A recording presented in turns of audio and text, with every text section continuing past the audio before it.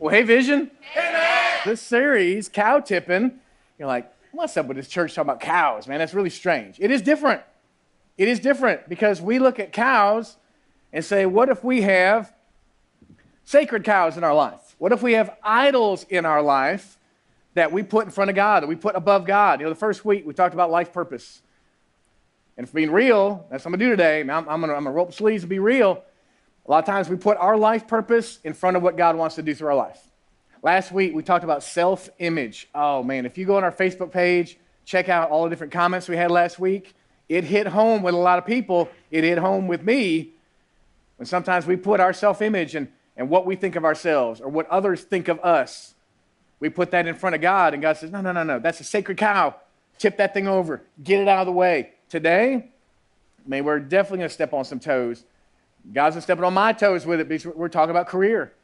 We're talking about what you do with your life in terms of a job, in terms of schooling, even if you're retired, what you're doing with your time. What do you do with it? What do you do with your career? Is it like, man, God, that's it. I define my life on my career, and if the numbers are good and the sales are good and people are patting me on the back, then I'm good. And God says, no. That's not how I designed this thing. God says, I'm going to take that cow, tip it over. You say, nah, God, you can't do that. You wait about 15 minutes till I bring Leslie up here. You're going to hear about how God, he can tip that cow over anytime he wants to. Now, I've asked you to be spreading the word on this series, taking your cow tipping cards, going around town. We got some pictures of where you guys posted them. This first one, again, highly insulting to cows. Like, okay, the cows don't appreciate that, all right? They're not laughing when you put it on the milk. Like last week, we put it on a steak. And they're like, ha, moo, not funny. And then some people are taking them to the doctor's office. I love that. Some people are like, hey, you're at the gas station. You got nothing to do when you're pumping gas. Then put it in the credit card thing. You never know who's going to find it there and pull it out and say, cow tipping? What's this about? Now, I do have to tell you this. We had one of our small groups, and I apologize. I'm a little bit raspy today. I thought I was sick. I think it's actually just allergies, which is better, I guess. I'm not dying. I mean, I got allergies. But if I'm coughing or something, that's what's going on here. But one of our small groups this week, they had a Halloween party. They had all people over and all dressed up and stuff and had fun with that. And I love seeing them post pictures on it. And then yesterday, I heard they were saying, yeah, Pastor Matt, we passed out like 100 of the cow tipping cards. I'm like, great. And I think it was Michael or somebody said, yeah, I gave it to a kid, and he grabbed it, walked back to his mom and said, Mama, I got Chick-fil-A. He's like, sorry, it's just an invite card to church. But hey, if we're doubling as Chick-fil-A, that's not a bad thing to be doubling as. But today, if you got your takeaway card, pull it out. We're not giving away anything yet, but look, make sure you're following your takeaway cards. Remember the last 2 weeks? Takeaway cards have been the key to Chick-fil-A. Today's different, though. Today's be different, so make sure you're paying attention. Today, week 3, talking about our career. I take this one very personally, because if you know me, I put a lot of my life into Vision Church. I planted this church. I launched this church with my family and friends. So the reality is, I hate to say, a lot of my life, it rises and falls with Vision Church. It does, and if you're like, yeah, I knew that, Pastor Matt. Hey, don't judge me, because I think a lot of you, either you're workaholics or you're lazyaholics or something in between, and career, it highly impacts your life. So make sure you dial in and listen today, because I think about my work history. Does anybody remember their first job? Their first job. I remember my first job. It was up in Michigan. I was 15 because I remembered that June, the Pistons were in the NBA Finals, and I had to wait for my ride to pick me up so I'd get home in time to watch them. I was working at Church's Lumberyard. It was kind of like a Lowe's. And I thought, man, that'd be good. I'm 15. I'm strong. I'm going to be lifting wood and stuff. You think Michigan, that state gets cold. Man, that state also gets hot. That's what's crazy. I guess that's why I left, because I didn't like the weather up there. But that summer, when I was 15, we had 11 days in a row over 100 degrees. And that is not good news when you're working at a lumberyard. When you're hauling insulation and someone comes in and says, man, I want 100 of these yard stones. You're like, oh, my goodness. And I'm loading them up because, you're just cheap labor. That's the reality. So I go from there to working in restaurants to, if you're here this summer when I talked about my criminal record at the Buscemi's Pizza restaurant when I broke the law. Don't tell anybody, but you can check it out on the old series. But I worked in restaurants. I cleaned houses. I delivered newspapers. I had all kinds of different jobs. I I think the record's one of the shortest jobs ever. I worked at I guess you call it like a nursery with flowers and stuff. And I go in there to work with the people, and we're picking off leaves and stuff. And the guy didn't like me, and I didn't like him. So I just said, man, this is not my career. If you know me, flowers and plants are not my thing. Lumberyard isn't my thing either. So I hadn't found my thing. I went through, actually, this is my 18th job. I figured it out. So I don't know. Over lunch today, I challenge you to figure out how many jobs you've had and think about really the best to the worst. Because this week, I also was looking at some research on like the best jobs in America and the worst jobs in America. And here's some of the things I found. I guess best were defined by like they pay well, they have a lot of impact to them, you feel like you're making a difference. And so here's some of the things I found. The top jobs in America, the top 100, number 83 we got is a high school teacher, which that's interesting. I mean, sometimes our teachers, man, they put in a lot of hours for not a lot of pay, but they feel like it's still a very rewarding, valuable job. Number 43, a massage therapist. Who would love to go to a massage therapist this week and just say, I'd like you to do your job on me. I like that. Now, this one's interesting. Number 41 is a wind turbine technician. I'm not sure where you find that in America, but supposedly it's a very good job. A vet was number 30, and our resident vet here at Vision is out of town this weekend. But I was going to say to Courtney, that is great that it's a highly ranked job, although just ahead of it in line are people that work on feet. A podiatrist was number 29. So I don't know how they figure that out, but I'd much rather work with animals than work on feet, okay?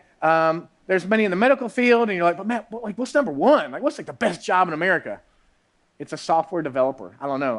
I'm not interested in sitting at a desk all day crunching numbers and building stuff, but some people are. Best jobs. Now, the worst jobs or the toughest jobs, and definitely our teenage boys, they're going to love some of these, okay? Because I jumped way up the list to like number 22, stuntman. Okay, anybody want to be a stuntman? You're like, I want to be like Lee Majors, like on the old show. I want to be, stuntman. Like, that'd be a tough job. Okay, number 13, a bodyguard. Stacey, you used to be a bodyguard? So I got a bodyguard, and actually my wife has a bodyguard. Supposedly here at Vision, we have bodyguards with our staff and stuff, and they're like in the shadows in case somebody comes to take me down. Bodyguards. So now this one, number 8. How would this not be number 1? Number 8 is a landmine remover. Okay? Like, that is a bad job to have if you're removing landmines, okay? Number 3, a mortician. Ooh, man, that's creepy. I heard the groaning. It was like a wave that went through the room here. All right. And then number 1, a communication tower climber. Would anybody be like totally petrified? That would be like your worst job ever. Climbing hundreds of feet in the air to fix stuff. I'm with you on that. Okay. But in all seriousness, we're looking at God's Word today to see what He says about our career. And again, our career is if you work full-time. Your career is if you work part-time. Your career is if you're a student, and right now your career is school, or you're building toward a career in something.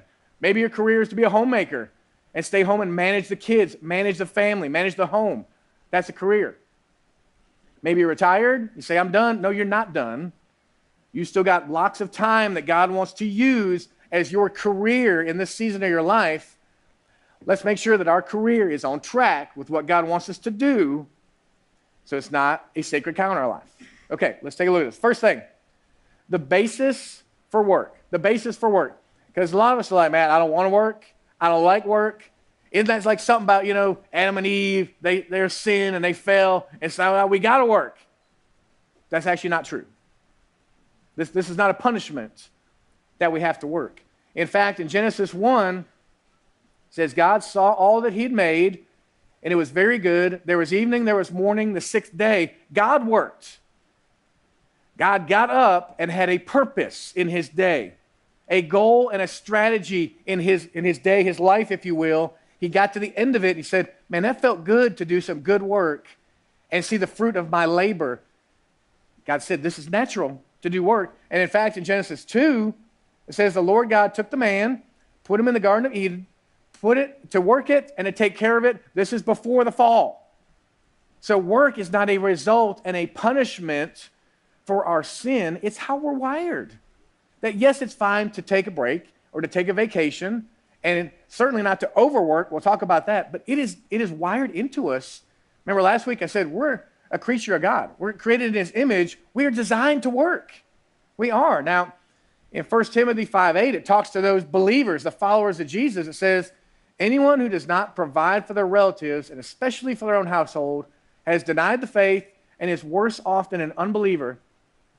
Basically, Paul's writing this saying, if you don't work and actually carry your load, you're not representing God well. And certainly there will be times when you're laid off, or times, disability, different situations, different seasons of life. But in general, it's our calling as a Christ follower to carry our load, to provide for those in our home, to work and to get paid fairly for what we do.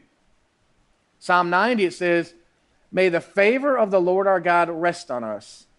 Establish the work of our hands for us. Yes, God, establish the work of our hands. This isn't a prayer of desperation saying, God, this is terrible, I have to work. This is saying, God, would you make my work worthwhile? Would you make it satisfying? Would you give me peace in my work, that I feel good about what I do?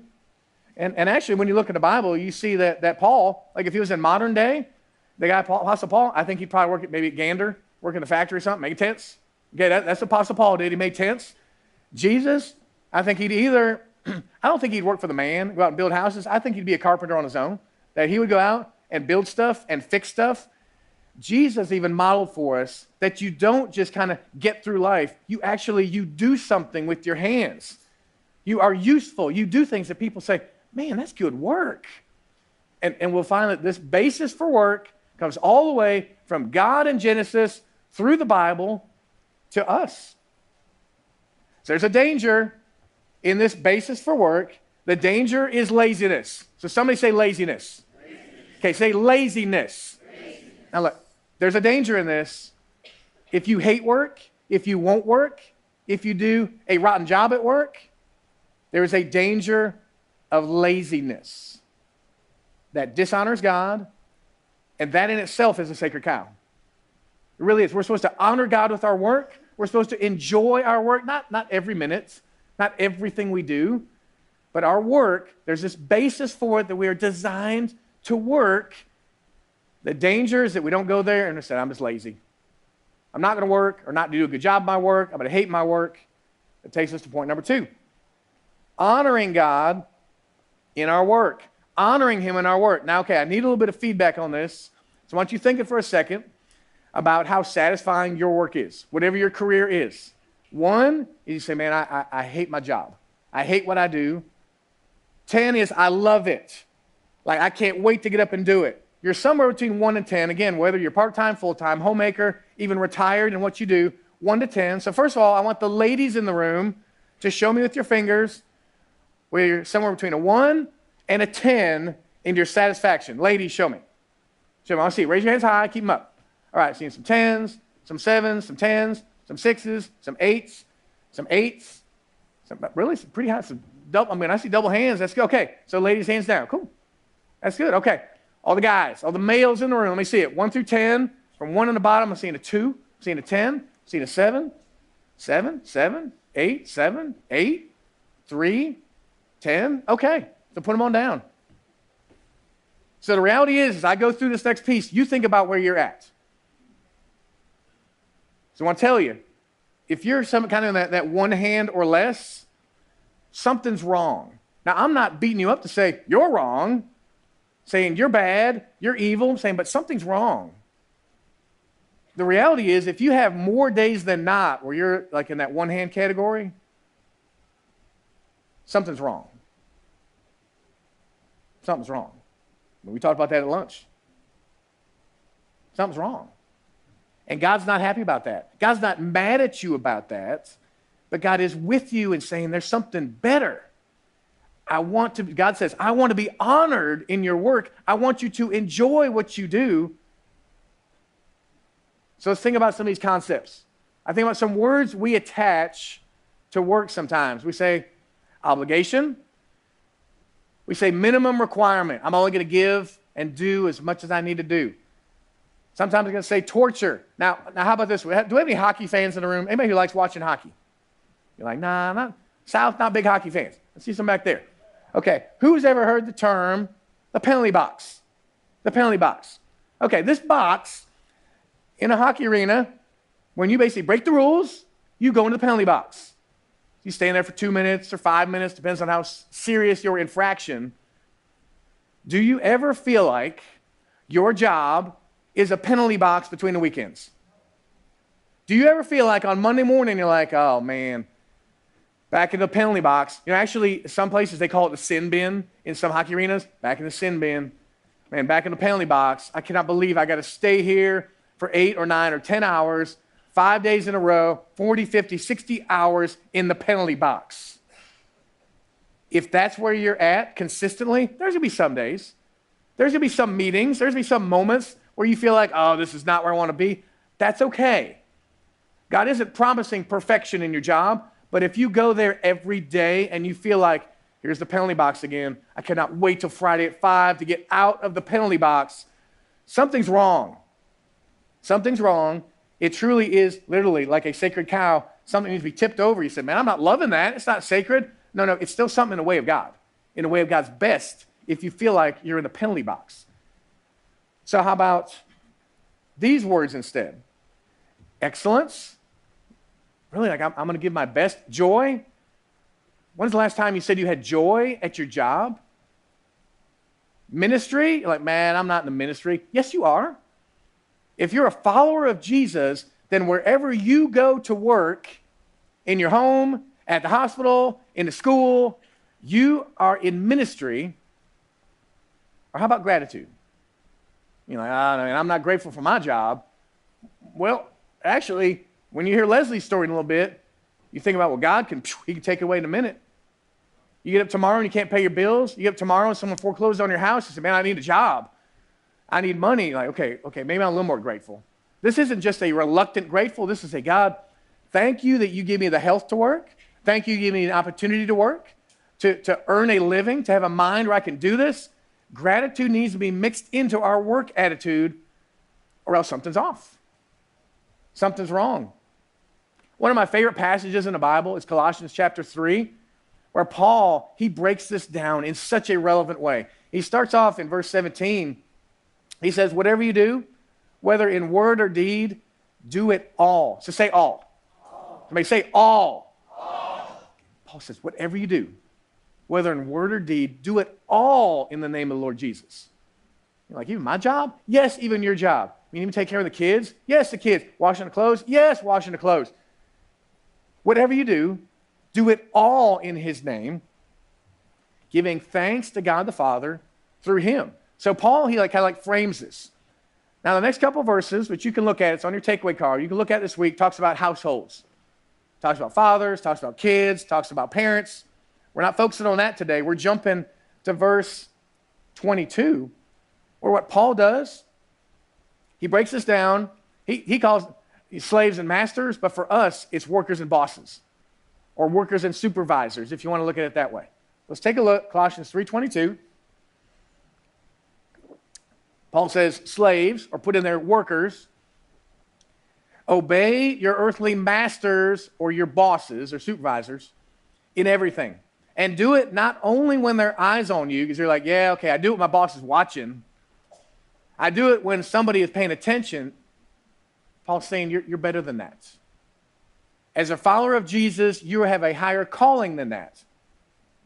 He says, you don't just do it when their eyes on you and to curry their favor, but with sincerity of heart and reverence for the Lord. And then verse 23, this is so interesting. 23 to me is almost just like verse 17.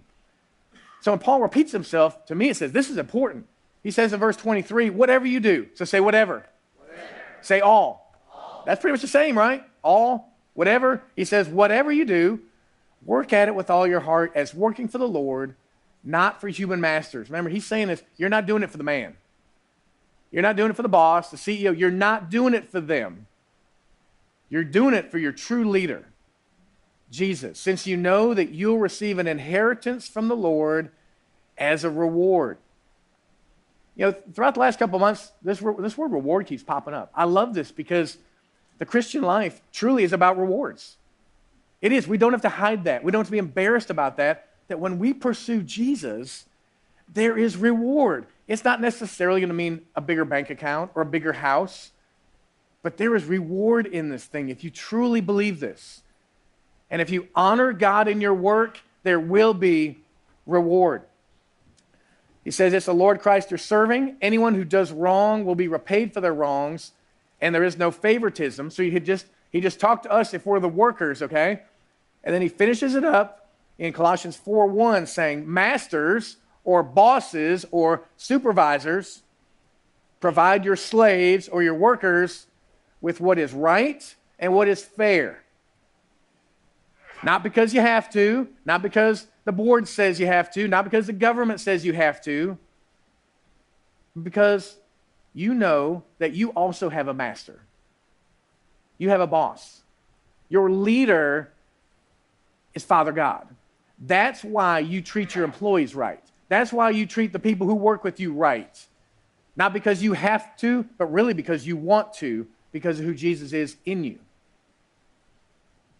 And then we go back to Old Testament in Ecclesiastes, and this is a great philosophical book.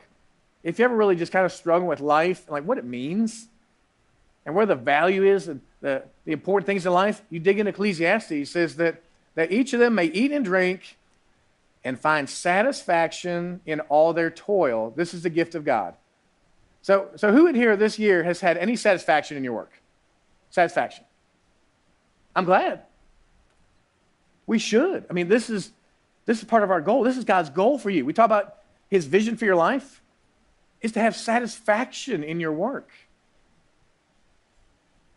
And then the other part of Ecclesiastes, it says, so I saw there's nothing better for a person than to enjoy their work. And you're like, Pastor Matt, man, if you knew my job, I can't enjoy my work.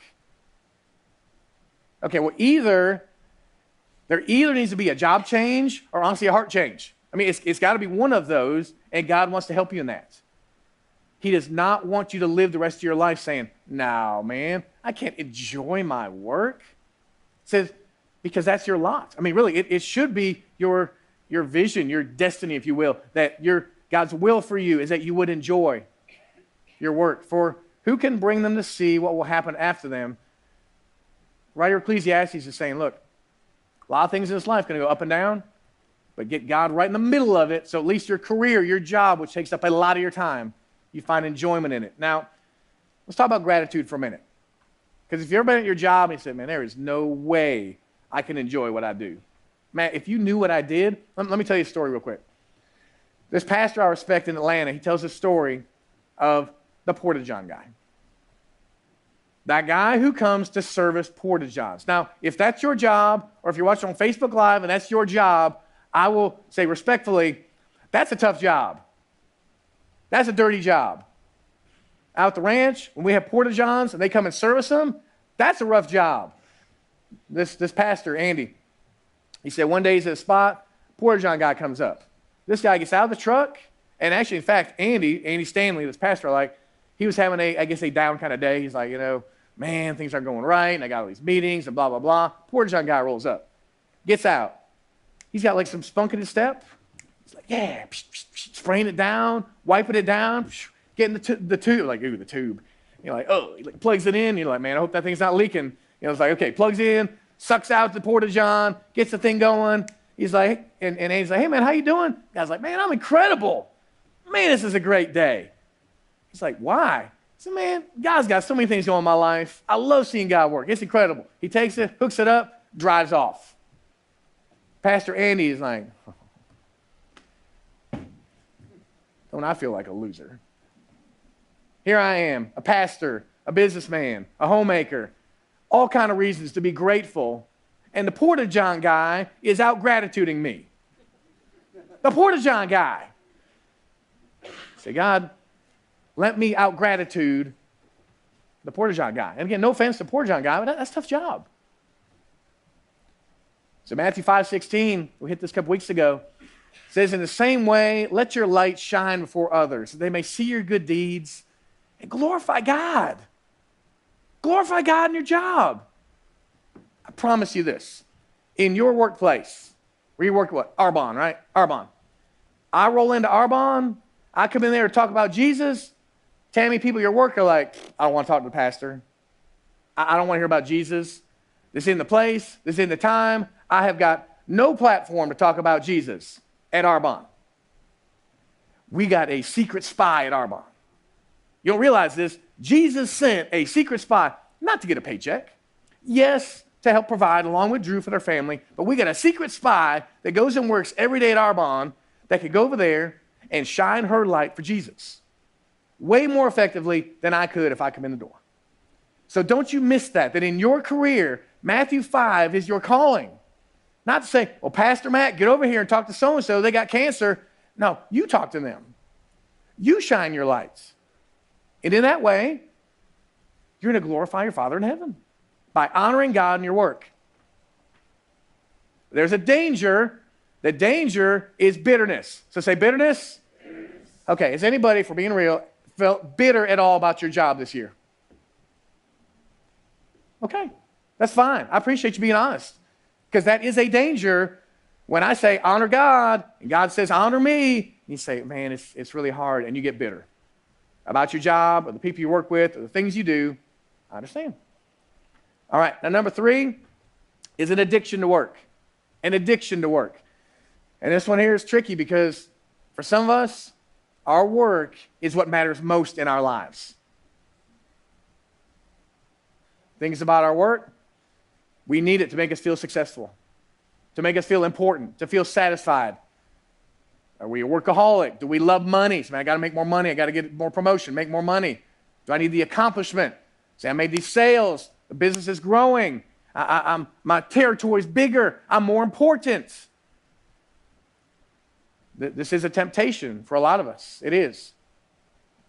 Because the reality is, sometimes it feels a whole lot better to get praised at work than it is to come home and clean the kitchen or change the diapers or wash the clothes or vacuum the floor. And you're like, this feels better to get praised at work. I want that. I need that. God says, that's not my best for you. Now, Leslie, why don't you come on up? Grab that microphone.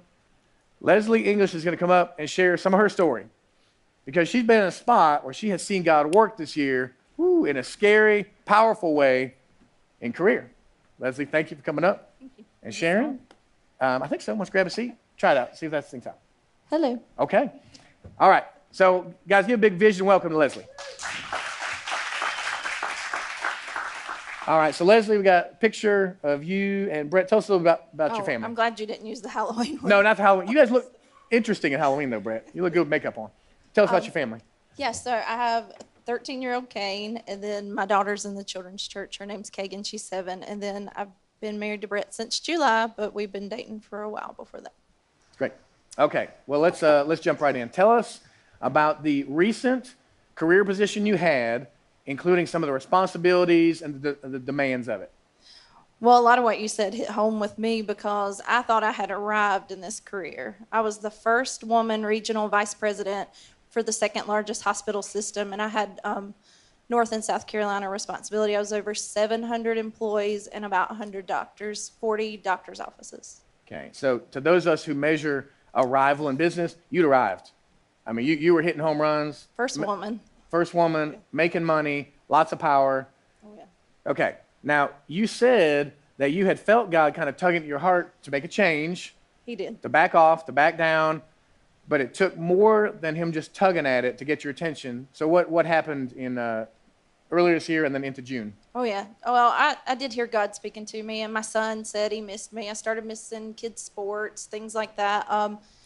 It took God really affecting my health. First, I got the flu, and I have a master's in nursing, so I knew to get the flu shot, but I didn't. And then I got flu B. I ended up with pneumonia. I ended up septic.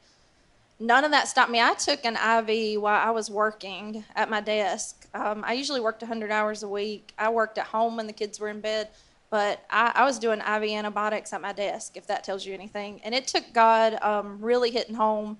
I woke up in the neuro ICU of Carolina Medical Center June the 27th and had over 200 seizures, and my mom and my husband had not showered. They were at my bedside. So It was so strange because we had just talked on Sunday. Yeah. And I said, hey, we need to get together for lunch one day. So I got your number, and I texted you on Monday to say, hey, let's figure a time the three of us can get together. And a couple hours later, Brett calls me. I was like, well, that's strange. I said, man, what's going on? And he sounded like his world had just collapsed.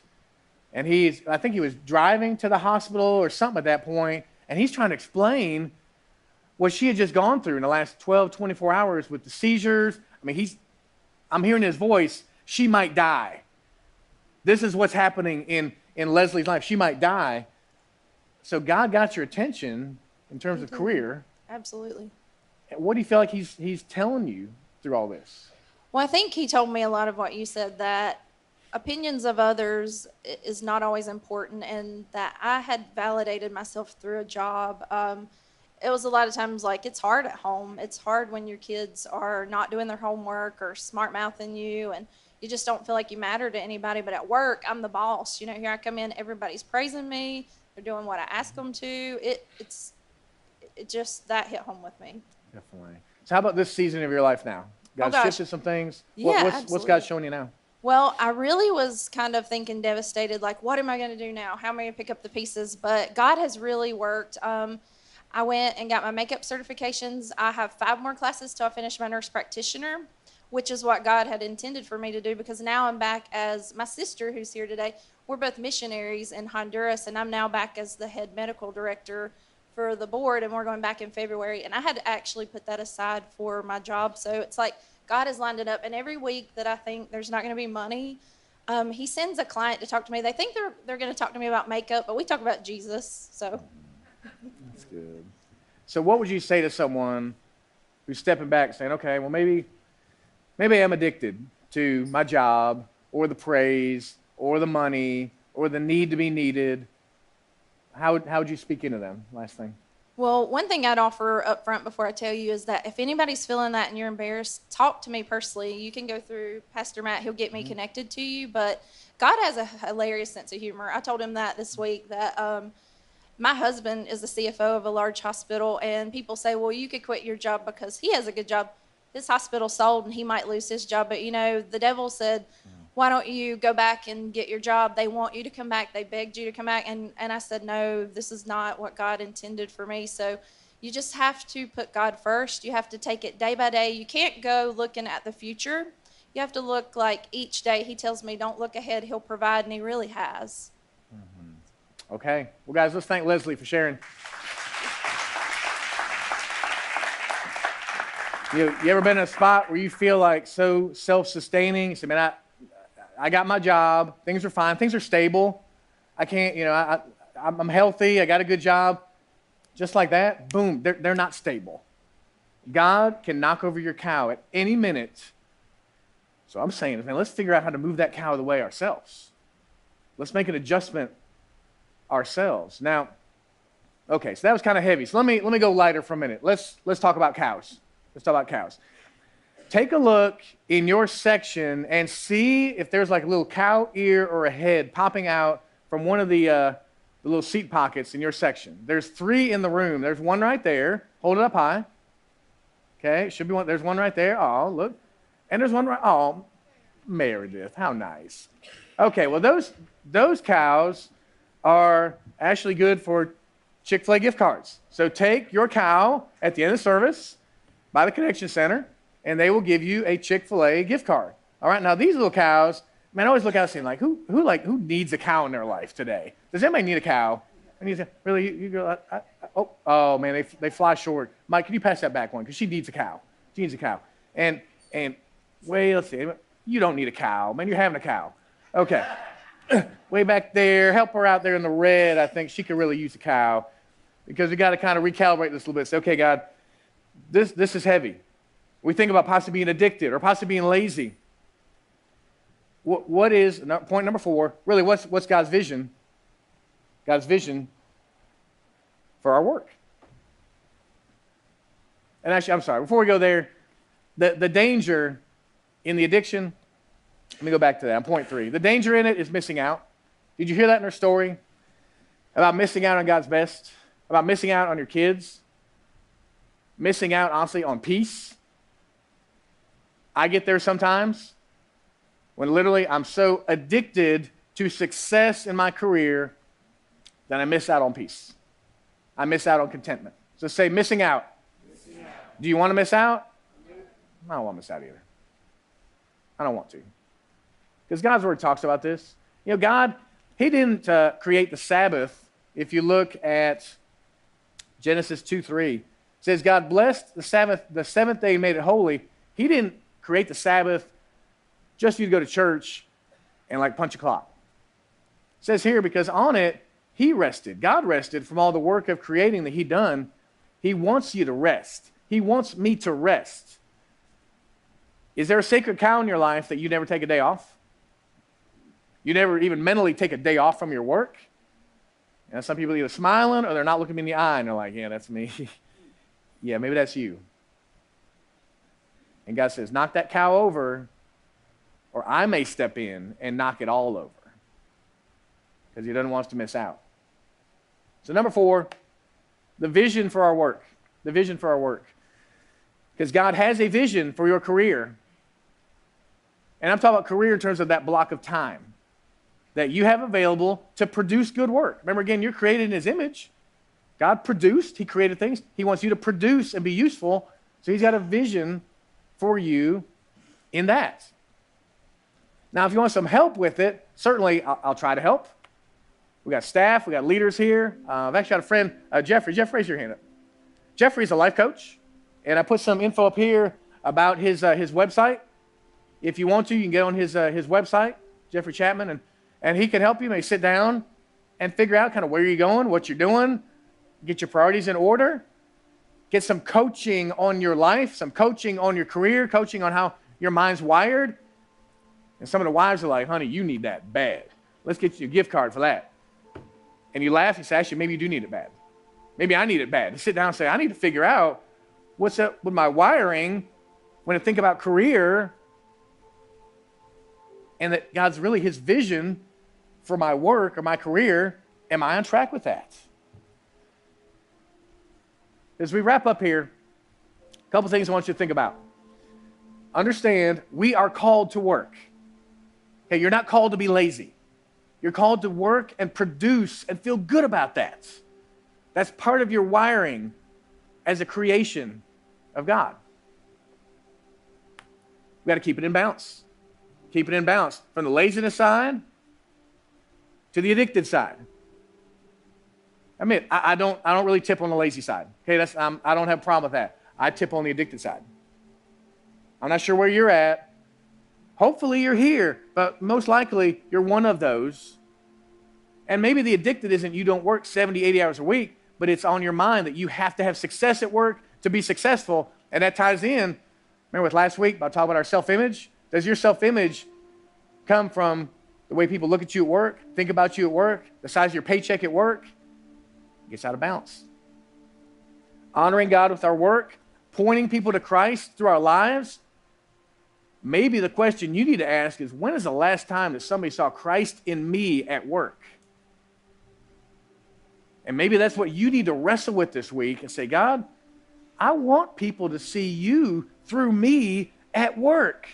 Because remember, at Tajin this week, you are our secret spy here. Okay? God has taken you like Mission Impossible and said, I'm putting Christian Kier in Tajin, wherever he goes this week. You're on a secret mission for Jesus. How about our students? They're like, okay, Pastor Matt, my career right now is to be at, Southwest Middle School. Well, then you're on mission.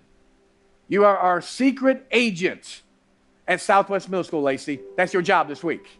You do that. Matthew 5 comes out in you. You shine for Him this week. You do that. And then gratitude. That we truly be grateful.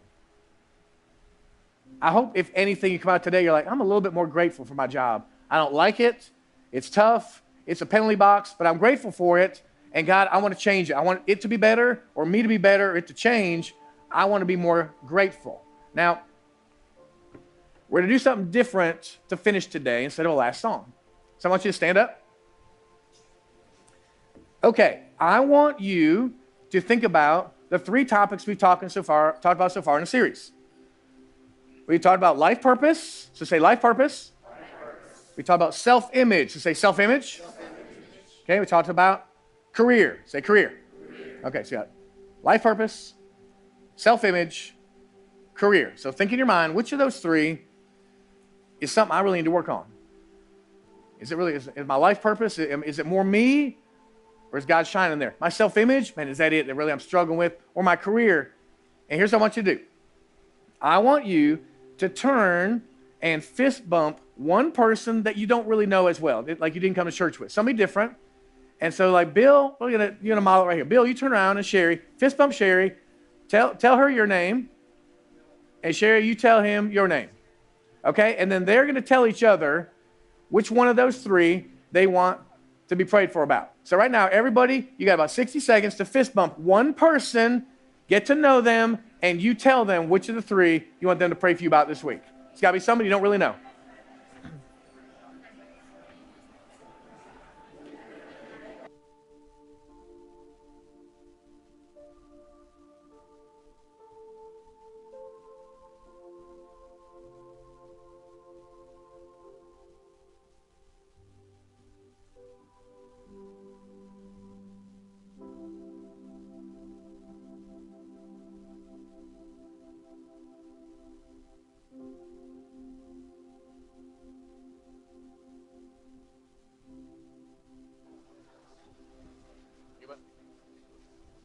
I'm Matt.